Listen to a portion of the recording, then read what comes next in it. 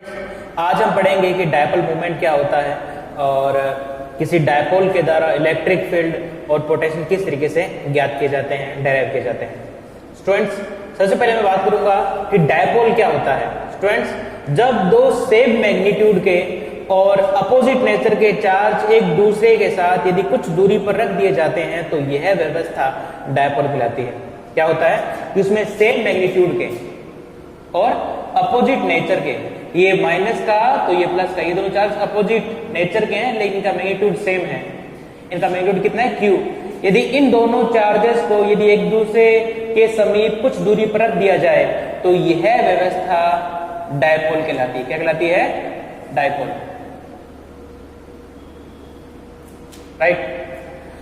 अब dipole moment क्या होता है? स्टूडेंट्स, डायपोल मोमेंट को इस तरीके से परिभाषित किया जाता है कि किसी डायपोल के प्रत्येक चार्ज, क्योंकि इसमें दो चार्ज है, एक और दो, प्रत्येक चार्ज का मैग्नीट्यूड Q और इन दोनों चार्जेस के बीच की डिस्टेंस कितनी है? D। यदि इन दोनों को मल्टीप्लाई कर दिया जाए तो हमारे पास जो वैल्यू आती है उसको हम बोलते हैं डायपोल मोमेंट P। स्टूडेंट्स, ये हमारा क्या है? Dipole moment.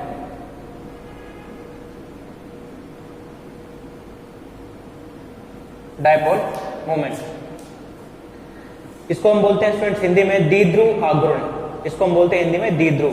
राइट। अब स्टूडेंट्स, ये जो डायपोल मोमेंट होता है एक वेक्टर क्वांटिटी होती है और जिसकी डायरेक्शन इन दोनों चार्जेस के बीच का डिस्प्लेसमेंट की डायरेक्शन होती है। राइट। यानी ये जो डायपोल मोमेंट P है ये एक वेक्टर क्वांटिटी होती है जिसकी डायरेक्शन किस पे डिपेंड करती है? D के डायरेक्शन पे डिपेंड करती है। D क्या चीज है? इन दोनों चार्जेस के बीच का डिस्प्लेसमेंट वेक्टर है और इस डिस्प्लेसमेंट वेक्टर की जो डायरेक्शन होती है वो माइनस चार्ज से प्लस चार्ज की ओर होती है। इस प्रकार से इस डायपोल का डायपोल मोमेंट की डायरेक्शन P वेक्टर होगी जिसकी डायरेक्शन क्या होगी? -2 प्लस इस डायरेक्शन में, इस डायपोल वेक्टर, इस डायपोल मोमेंट वेक्टर की डायरेक्शन होगी। राइट। तो स्टूडेंट्स, इस प्रकार से अभी तक आपने दो चीज सीखी कि डायपोल मोमेंट क्या होता है और डायपोल क्या होता है। स्टूडेंट्स, अब हम बात करेंगे इलेक्ट्रिक फील्ड की।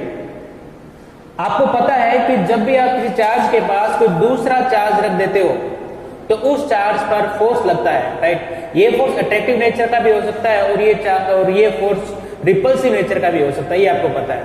आपको पता है कि आप दोनों सेम चार्जेस को एक दूसरे के पास लाओगे तो एक दूसरे को रिपेल करेंगे और यदि चार्ज अपोजिट नेचर के हैं और यदि आप उन दोनों को आप पास लाओगे तो उनके बीच में अट्रैक्शन होगा।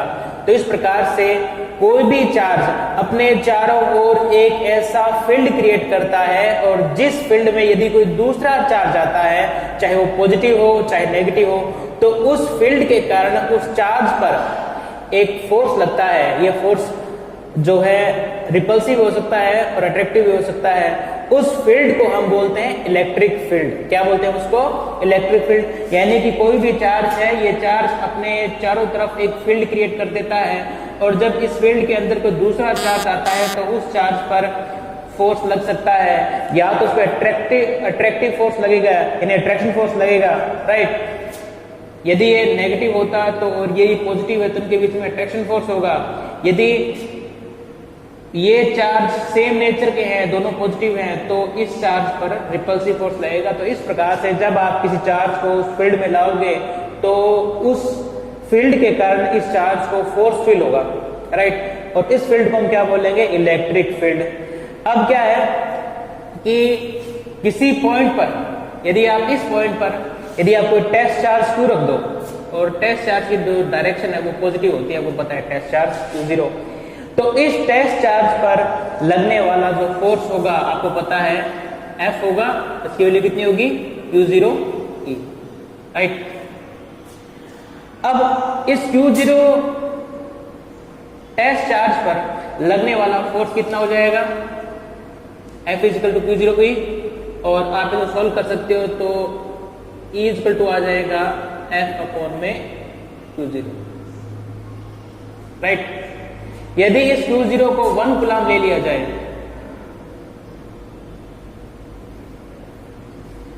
तो इलेक्ट्रिक फील्ड वो फोर्स के इक्वल हो जाएगा। तो आप इस फॉर्मूला की सहायता से, इस Q0 पर लगने वाले फोर्स की सहायता से आप इलेक्ट्रिक फील्ड की इंटेंसिटी ज्ञात कर सकते हो। क्या होगा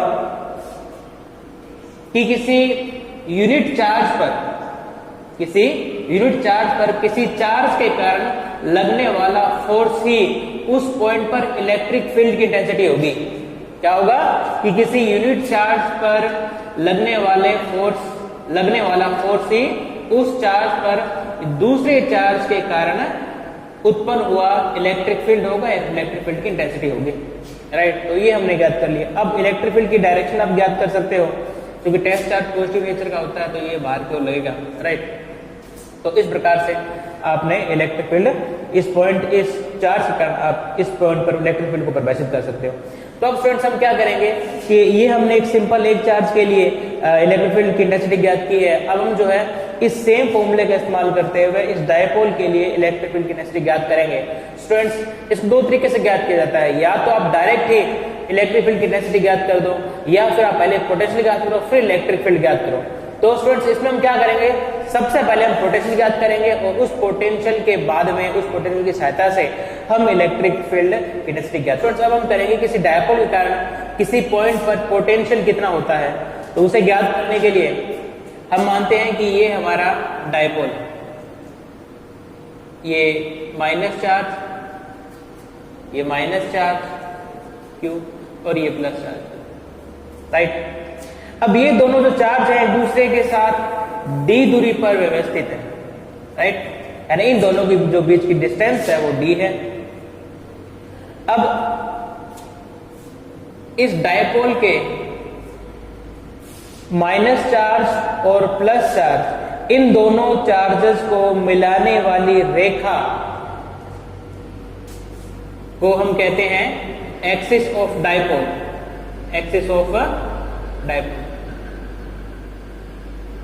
राइट, इन दोनों चार्ज को मिलाने वाली रेखा को हम क्या बोलते हैं, एक्सिस ऑफ डायपोल।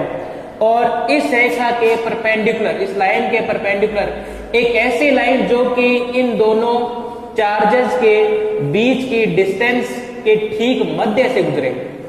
राइट, इन दोनों चार्जेस के बीच की दूरी के ठीक मध्य से गुजरे और इस एक्सिस के परपेंडिकुलर हो, उस लाइन को हम बोलते हैं इक्वाटोरियल लाइन। क्या बोलते हैं उसको, इक्वाटोरियल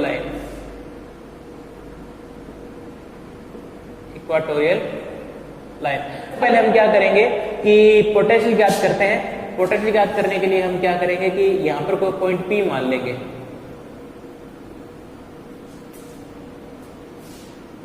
अब ये जो पॉइंट P है ये -2 चार्ज से R1 दूरी पर है।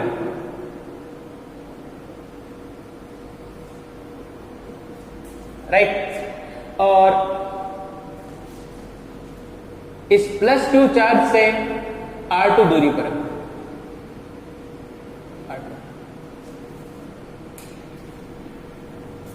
अब क्या है कि इस डायपोल के मध्य बिंदु O से किसी R दूरी पर स्थित किसी पॉइंट P पर आपको पोटेंशियल ज्ञात करना है। राइट, तो ये डिस्टेंस कितनी हो जाएगी, OP किसके इक्वल हो जाएगी, R के इक्वल। तो हमें दिया क्या गया है, OP डिस्टेंस कितनी है, R। राइट, इसे पॉइंट मान ले A, इसे पॉइंट मान ले B, तो AP डिस्टेंस कितनी होगी, R1। ठीक इसी प्रकार से BP डिस्टेंस कितनी होगी, R2। राइट,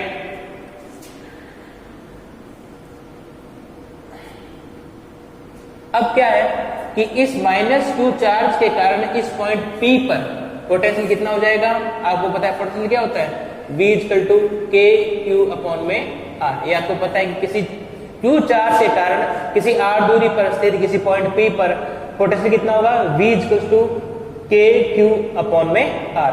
राइट, तो इस -2 चार्ज के कारण इस पॉइंट P पर, और ये जो पॉइंट P है इस -2 चार्ज से R1 दूरी पर स्थित है, तो इस चार्ज के कारण इस पॉइंट P पर पोटेंशियल हो जाएगा V1 - KQ और ये हो जाएगा यहां पर R1।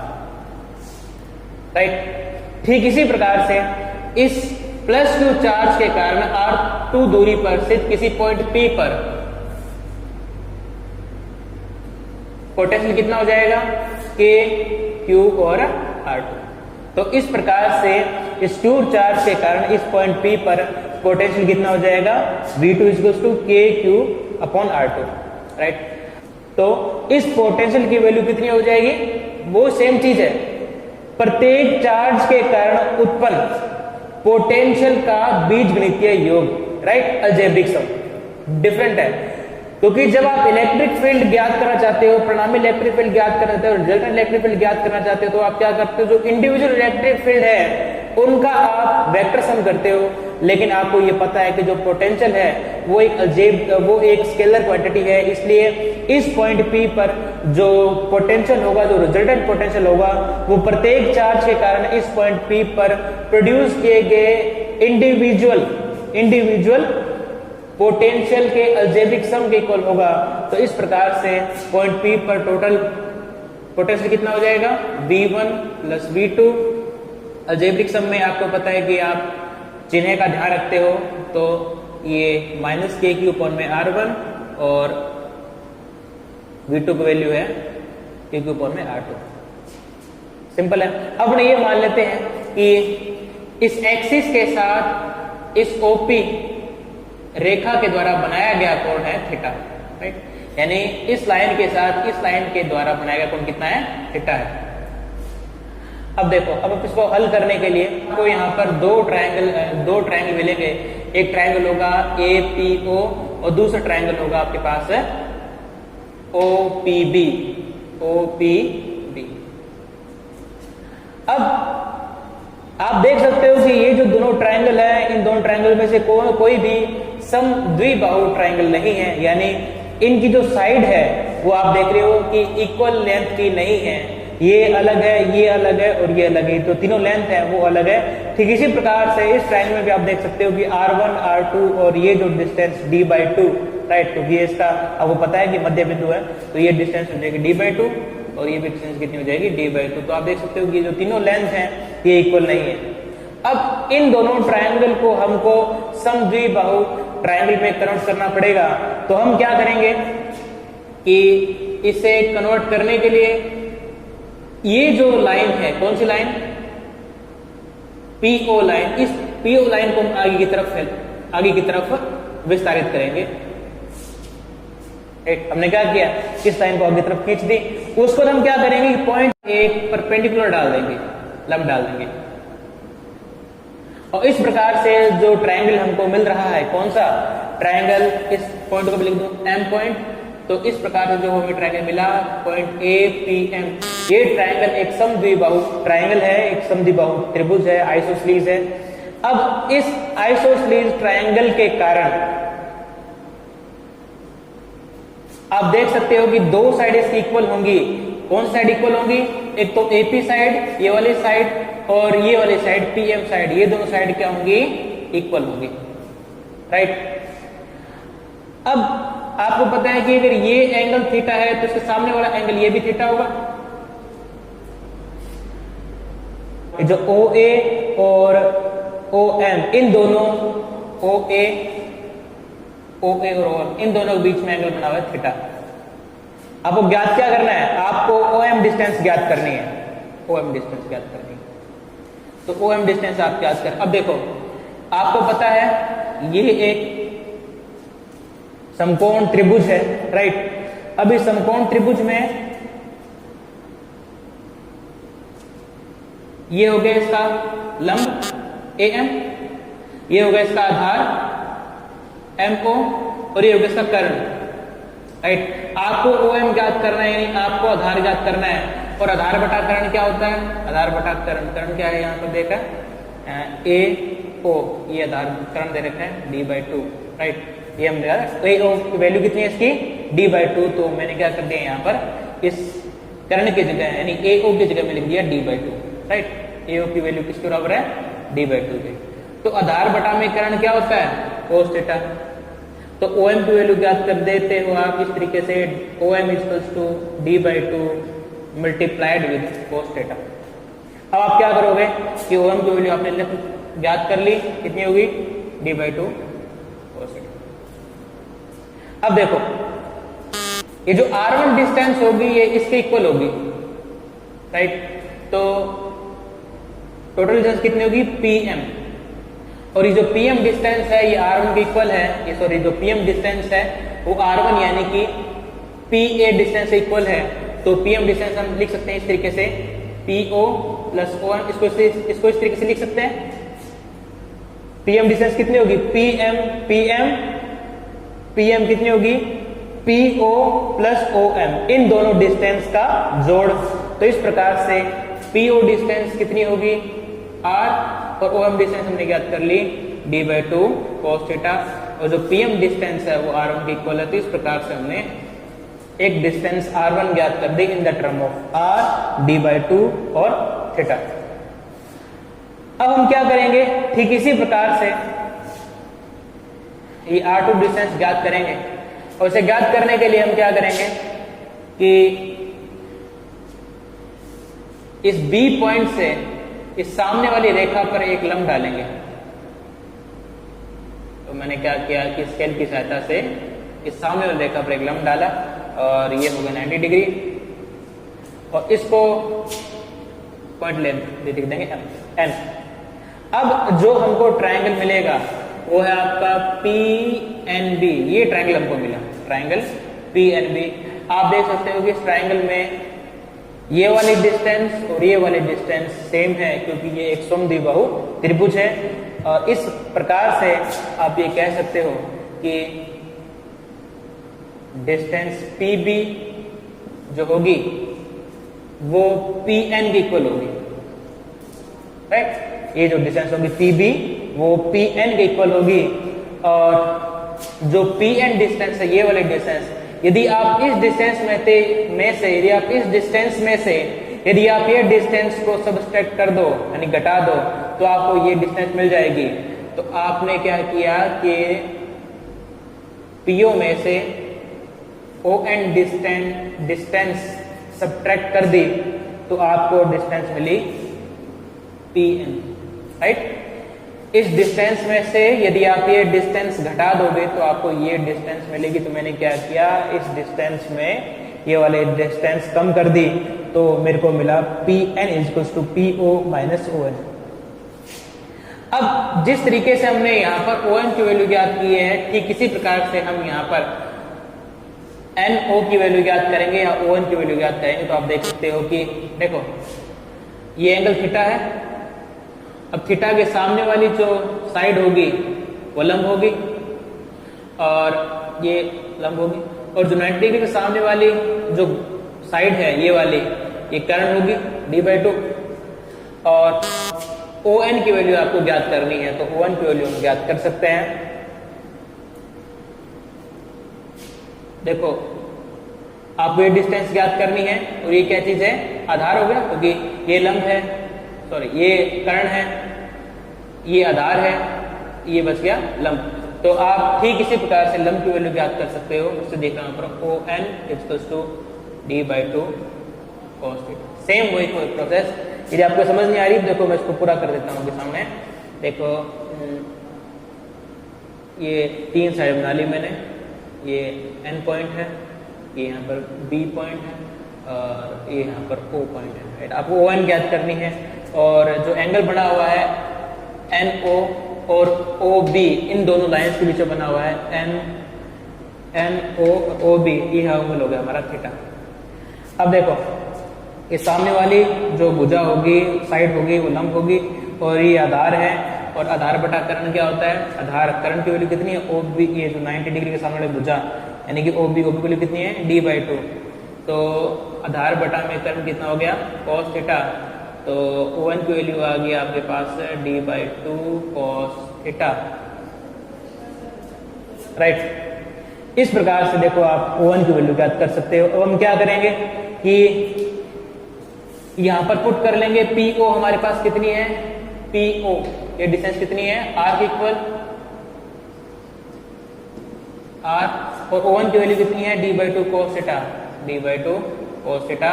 तो इन दोनों से हम ये देख सकते हैं कि जो PN की वैल्यू आ गई r minus D by two cos theta. इस प्रकार से आपने Pn की वैल्यू ज्ञात कर दी in the term of r, d और cos थीटा। अब हम क्या करेंगे कि इन दोनों वैल्यूज को, अब देखो जो Pn जो डिस्टेंस होगी वो यहाँ पर r2 इक्वल हो जाएगी, तो रखते हैं r2 इसको r minus D by to. इस प्रकार से आपने r1 की वैल्यू भी ज्ञात कर ली, r2 की वैल्यू भी ज्ञात कर ली। अब आप इन दोनों वैल्यूज को यहाँ पर पुट करोगे, तो यहाँ पर पुट करने के बाद में आप उसको सोल्व करोगे तो आपको पोटेंशियल आ जाएगा। देखेंगे तो किस तरीके सोल्व करेंगे। फ्रेंड्स इस प्रकार से हमने ज्ञात कर लिया k क्यूब फॉर्म में r1, k क्यूब फॉर्म में r2। हम क्या करेंगे, r1 और r2 की वैल्यू को इस इक्वेशन में पुट कर देंगे। r1 की वैल्यू हमने ज्ञात कर ली r plus D by two cos theta. ठीक इसी प्रकार से हमने r2 की वैल्यू ज्ञात कर ली r minus D by two cos theta. अब इन दोनों वैल्यूज को हम इस b में रख देंगे तो हम ये हो जाएगा हमारे पास k क्यूब माइनस r1 की वैल्यू कितनी है r plus D by two cos theta. बड़ा सिंपल सा ये डेरिवेशन है, कुछ नहीं करना आपको, बस थोड़ी सी चीजों का ध्यान रखना है, आप इस डेरिवेशन को आसानी से कर लोगे। अब फ्रेंड्स ध्यान रखने वाली बात है कि एग्जाम टाइम जब आप ये डेरिवेशन करोगे तो ये आपसे अपेक्षित है कि आप इस डेरिवेशन को कई बार लिखें, इसको मेमोराइज करने की कोशिश करें, राइट। इस प्रकार से जब बार बार आप इसकी प्रैक्टिस करोगे तो आपको ये ध्यान में रहेगा, तो आप इसको एग्जाम में अच्छी तरीके से लिख पाओगे। तो v आपका हो जाएगा, देखो इन दोनों का हम लघुत्तम ले लेंगे, एलसीएम ले लेंगे, तो ये इसका एलसीएम आ जाएगा। इन दोनों क्वांटिटीज का मल्टीप्लीकेशन इन दोनों का एलसीएम इक्वल होगा, क्योंकि दोनों डिफरेंट क्वांटिटीज इसलिए। अब क्या करेंगे, हम इसको सोल्व कर लेंगे, और अब मुझे पता है कि आपको इस तरीके से एलसीएम निकाल कर इसको किस तरीके से सोल्व किया जाता है ये आपको पता है। तो minus D by two cos theta, और ये आपका होगा k क्यूब और r plus D by to. अब हम क्या करेंगे कि k क्यू इन दोनों टर्म्स में कॉमन है, इसलिए k क्यू हम क्या करेंगे, बाहर निकाल लेंगे। k क्यू कॉमन आ जाएगा, इसलिए k क्यू बाहर निकाल लेंगे, तो ये आपका हो जाएगा minus D by two cos theta. ये आपका हो जाएगा plus r plus D by two cos theta. अब देखो यहाँ दोनों डिफरेंट क्वांटिटीज हैं, यदि आप इस क्वांटिटी को a मानो, इसको b मानो, राइट, तो ये दोनों क्वांटिटीज का जो मल्टीप्लीकेशन है उसको आप इस तरीके से लिख सकते हो। यदि ये क्वांटिटी a है, यदि ये क्वांटिटी b है, ये आपका हुआ a प्लस b, और ये आपका हो गया a माइनस b, राइट। अब ये है a प्लस b और ये a माइनस b, आप इन दोनों को सोल्व कर सकते हो। तो यदि आप इन दोनों को मल्टीप्लाई करोगे तो हो जाएगा a square minus b square, right. तो ठीक इसी प्रकार से जब आप इस फॉर्मूले का इस्तेमाल यहाँ पर करोगे तो ये आपका हो जाएगा r square minus d square upon में 4 और cos स्क्वायर थीटा, राइट। अब आप क्या करोगे, ऊपर वाले को आपको सोल्व करना पड़ेगा। तो k क्यू हमने कॉमन लिया हुआ है, जब आप इस ब्रैकेट को हटाओगे तो अंदर वाली जो क्वांटिटीज हैं, राइट, अंदर वाले जो टर्म्स हैं, जो क्वांटिटीज हैं, उनकी जो साइन है वो चेंज हो जाएगा। ये पॉजिटिव है तो ये नेगेटिव हो जाएगा, ये नेगेटिव है तो पॉजिटिव हो जाएगा। Negative D by two cos theta, ये माइनस का हो गया, ये प्लस का हो गया। अब देखो चूंकि यहाँ ब्रैकेट के बाहर प्लस है, इसलिए अंदर वाली क्वांटिटीज का साइन चेंज नहीं होगा, तो ये सेम की सेम रहेगी। अब ये चौथी क्वांटिटी आएगी r square D square upon में 4 cos स्क्वायर थीटा। ये सेम क्वांटिटी है, लेकिन इनके जो चिन्ह हैं वो अलग अलग हैं। ये माइनस का, ये प्लस का, तो आपस में कैंसिल आउट हो जाएंगे। और ये दोनों क्वांटिटी सेम है, इन दोनों का चिन्ह भी सेम है, इसलिए ये जुड़ जाएंगी। इस प्रकार से k क्यू की वैल्यू आ जाएगी, यहाँ पर लिख रहा हूँ मैं k क्यू। इस प्रकार से इस पोटेंशियल v की वैल्यू आ जाएगी k Q, D by to आपस में जुड़ जाएंगे, कितना हो जाएगा d cos थीटा। ये इन टर्मों को जब आप जोड़ोगे आपस में, है ना, तो आपको ये तो आता ही होगा कि यदि आप इन दोनों टर्म को जोड़ोगे, ये आधी है, ये आधी है, यदि आप इन दोनों टर्म को जोड़ दोगे तो आधी आधी एक हो जाएगी, राइट। हाफ हाफ 1 हो जाता है, तो ये d/2 दोनों मिलकर कितना हो जाएगा, d cos थीटा हो जाएगा, और ये हो जाएगा आपका r² d² 4 और cos स्क्वायर थीटा, राइट। अब आइडियली अपने ये मानते हैं कि जो r डिस्टेंस है, यानी ये वाली जो डिस्टेंस है, ये वाली इसकी तुलना में बहुत ज्यादा है, यानी r is much higher than d। इसका मतलब ये हो गया कि d is very less than r। तो चूंकि इस r की, इस d की वैल्यू r से बहुत कम है, इसलिए इन दोनों वैल्यूज में ये वैल्यू डोमिनेट करेगी।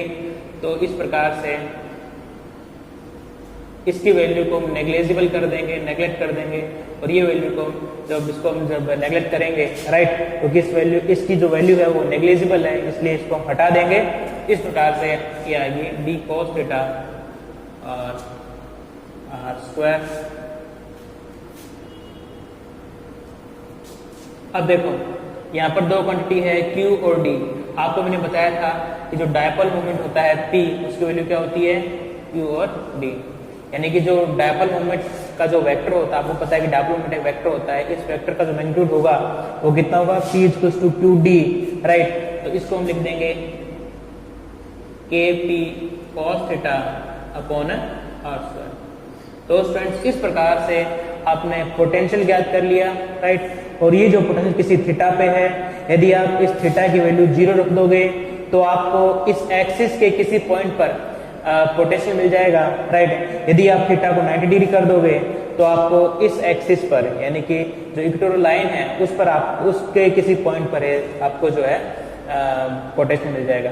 तो आप यहाँ पे देख सकते हो, यदि थीटा 90 डिग्री होगा, यानी कि जो हमारा इक्वेटोरियल लाइन होगी उस पर पोटेंशियल की वैल्यू 0 होगी, राइट। तो यदि आप थीटा की वैल्यू 90 रख दोगे तो इसकी वैल्यू 0 आ जाएगी। लेकिन जो एक्सिस वाली लाइन है, उस लाइन के अलोंग किसी पॉइंट पर पोटेंशियल कितना हो जाएगा, KP r²। क्यों? क्योंकि cos थीटा की वैल्यू कितनी हो जाएगी, 0। क्योंकि यदि कोई पॉइंट इस एक्सिस पर है, इस लाइन के अलोंग है, राइट, तो उस पॉइंट के लिए थीटा की वैल्यू 0 होगी, और जिस कारण से आपको cos थीटा की वैल्यू 0 रख दोगे तो cos 0 की वैल्यू 1 होती है, इसलिए v आपको मिलेगा v = KP upon r², right. यदि आप थीटा 90 रख दोगे तो थीटा 90 रख दोगे तो वैल्यू कितनी आ जाएगी, 0। थीटा बराबर 90 डिग्री, v की वैल्यू कितनी आ जाएगी, KP cos 90 वैल्यू 0 होती है, 0 अपॉन r², कितना होगा, 0। तो फ्रेंड्स इस प्रकार से आपने देखा कि जो पोटेंशियल होता है वो एक्सिस के अलोंग होता है, और इक्वेटोरियल लाइन में कोई भी पोटेंशियल नहीं होता, 0 पोटेंशियल होता है। तो फ्रेंड्स इस प्रकार से आपने इस लेक्चर में पोटेंशियल को डिराइव करना सीखा। मुझे पूरी उम्मीद है कि आपने इसको अच्छी तरीके से सीखा होगा। नेक्स्ट लेक्चर में हम इस पोटेंशियल की सहायता से डायपोल के इलेक्ट्रिक फील्ड को ज्ञात करेंगे। Students, thank you.